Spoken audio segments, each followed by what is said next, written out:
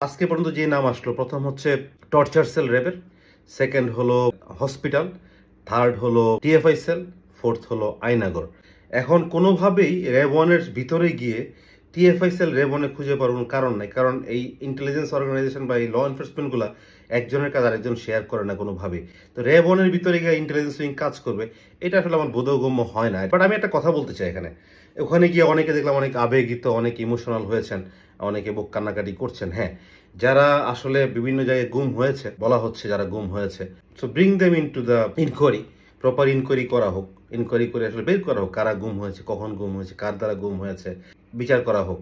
I have no objection on it. But 15 জন অফিসারকে ধরা হয়েছে গত প্রায় 1 বছর হতে চললো, এদেরকে পানিশমেন্ট দেওয়ার জন্য যদি বারে বারে ক্ষণে ক্ষণে প্রতি মাসে মাসে 2 মাস 6 মাস পর পর মিডিয়া ক্যাম্পেইন করে, মিডিয়া টিম নিয়ে টর্চ লাইট জ্বালিয়ে ওখানে যাওয়ার পরে দেখানো হয় দেখেন কি নৃশংস কাজ করেছে, বিভৎসতা করেছে, তাহলে মনে দ্যাটস নট ফেয়ার। কারণ এটা তো আপনারা প্রুভেন কিছু না। আপনাদের প্রসিকিউটরকে সাংবাদিক জিজ্ঞেস করছে এখানে কে কে ছিল আসলে বলেন তো। ওই প্রসিকিউটর বলছেন এখানে ব্যারিস্টার আরমান ছিল, আর কে ছিল? এখন নতুন যুগ হয়েছে, স্বরাষ্ট্রমন্ত্রী মহোদয় ওখানে ছিলেন, আর কোনো নাম কিন্তু ওনারা বলতে পারেন নাই। এবং ব্যারিস্টার আরমান সাহেবের তার আগের ভিডিওতে দেখেছি, তার আগের যে ডকুমেন্টারি হয়েছে ওগুলো দেখেছি, উনি বলছেন সারাক্ষণ চোখ বাঁধা ছিল, হাত করা পড়া ছিল, তো ওখান থেকে উনি চলে গেছেন, তারপর বের হয়েছেন। উনি ঠিকই চোখ বাঁধা অবস্থায়, হাত করা পড়া অবস্থায়, তার 3-4 মাস পরে এসে হাঁটতে হাঁটতে উত্তরায় খুঁজে পেয়েছেন এই বিল্ডিং। খুঁজে পেয়ে এটাতে সিঁড়ি বেয়ে বেয়ে উঠে আইডেন্টিফাই করতে পেরেছেন, আমি এই সিঁড়ি বেয়ে উঠতাম, তারপর নক নক করতাম, এবং প্রসিকিউটরও বলছেন এই সিঁড়ি বেয়ে এই আসামিদিকে নিয়ে আসা হতো, তারপর নক নক করা হতো দরজায়, ওখান থেকে উকি যে জিজ্ঞেস করতে হোক কে, এইটাই আইডেন্টিফাই করা গেছে।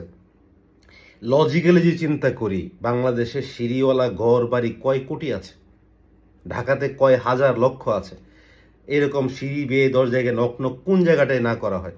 এখন এই প্রসিকিউটর সাহেব বলছেন এইটা হলো প্রমাণ। যদি মনে হয় যে এই অফিসারদেরকে পানিশমেন্ট দিতে হবে, গিভ দেম এ পানিশমেন্ট দিয়ে দেন। যে কোনো ভার্ডিক্ট এখন দিতে পারবেন, দের ইজ নো প্রবলেম। কেউ আপনাদের প্রটেস্ট করবে, আর্মি থেকেও কিছু বলবে না, তাদের পরিবারও কিছু বলতে পারবে না, পাবলিকও কিছু বলার সামর্থ্য নেই। এখন যারা অথরিটি আছেন, যারা এটা ডিল করছেন, I will request them please be considerate to the fact যে হ্যাঁ, যারা গুম হয়েছে এগুলো বিচার করেন আলাদাভাবে, বাট শুধু শুধু একটা প্রতিষ্ঠানের অফিসারদেরকে, মিলিটারি অফিসারদেরকে ডিফেম করার জন্য এইটা নিয়ে কয়েকদিন পর পর এইরকম মিডিয়া ক্যাম্পেইন দরকার নাই। এখন হয়তো মানুষ দেখছে মিডিয়া ক্যাম্পেইনটা, আমি শিওর আর যদি 2-1 বার আপনারা করেন এটা মানুষ দেখবেও না। এবং অলরেডি যে আয়নাগর প্রথম যে হাইপ দিয়েছিলেন ডিজিএফআই এর নাম দিয়ে আয়নাগর, এখন র্যাব পর্যন্ত আসছেন, এখন র্যাব